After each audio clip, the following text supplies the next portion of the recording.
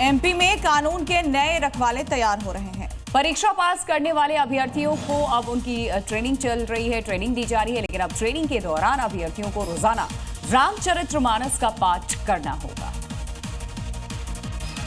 क्योंकि ट्रेनिंग शुरू होते ही कुछ आरक्षक अपने ट्रेनिंग सेंटर बदलने की मांग करने लगे। दरअसल मध्य प्रदेश पुलिस में 4000 नए कांस्टेबल्स की भर्ती हुई है, जिनकी राज्य के 8 पुलिस ट्रेनिंग स्कूलों में ट्रेनिंग शुरू हुई। इनमें से करीब 10% आरक्षकों ने ट्रेनिंग सेंटर चेंज करने की अर्जी लगाई। आरक्षकों ने घर के नजदीक ट्रेनिंग सेंटर देने की अर्जी लगाई। इस पर एडीजी ट्रेनिंग राजा बाबू सिंह ने रामचरितमानस का पाठ करने की सलाह दी। एडीजी के इस बयान के बाद सियासत भी गर्मा गई। कांग्रेस ने कानून व्यवस्था पर सवाल उठाए तो बीजेपी ने भी पलटवार किया। गाजियाबाद से बड़ी खबर, फर्जी दूतावास का ये पूरा मामला, आरोपी का सऊदी तुर्की कनेक्शन सामने मिला है। हर्षवर्धन जन के दुबई के बैंक खातों में 6 खाते हैं और यहाँ सऊदी के एक हथियार डीलर से भी इसके कनेक्शन का खुलासा हुआ है। इसके साथ ही तुर्की के रहने वाले एहसान अली से भी उसके संपर्क का खुलासा हुआ है। देखिए, दोनों ने लंदन में कई फर्जी कंपनियां बनाई थी और दोनों मिलकर के इस फर्जीवाड़े को अंजाम दे रहे थे।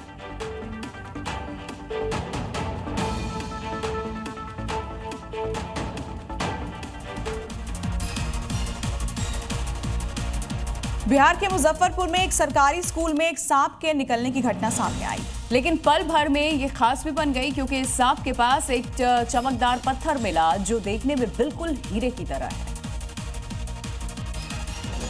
जिसके नागमणि होने का दावा किया जा रहा है। एक बच्चे ने सबसे पहले इसे देखा और दावा किया कि सांप के पास ये पत्थर पड़ा हुआ था और चमक रहा था। स्कूल में नाग और नागमणि के मिलने की घटना की बात सामने आते ही ग्रामीणों की भीड़ लग गई। कुछ दिन पहले क्लासरूम में नजर आया था नाग के जाने के बाद एक बच्ची को मिला चमकदार पत्थर। बच्ची ने बाद में रहस्यमय पत्थर शिक्षिका को दे दिया। स्कूल प्रशासन को सूचित किए बिना शिक्षिका पत्थर घर ले गई। बाद में परिजनों को इस बात की जानकारी बच्ची से मिली तो लोगों ने शिक्षिका पर नागमणि हड़पने का आरोप लगाया। अब पुलिस ने शिक्षिका से नागमणि लेकर जांच के लिए भेज दी।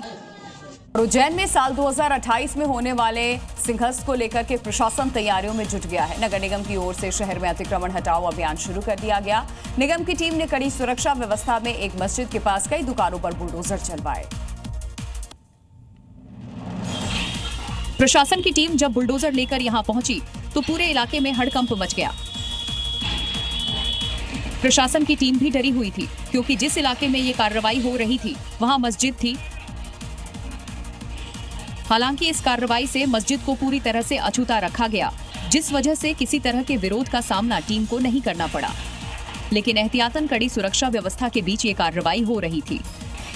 यह कार्रवाई मस्जिद समिति की सहमति से की जा रही थी क्योंकि नगर निगम की ओर से शहर के प्रमुख मार्गों के चौड़ीकरण के काम में जुटा हुआ है।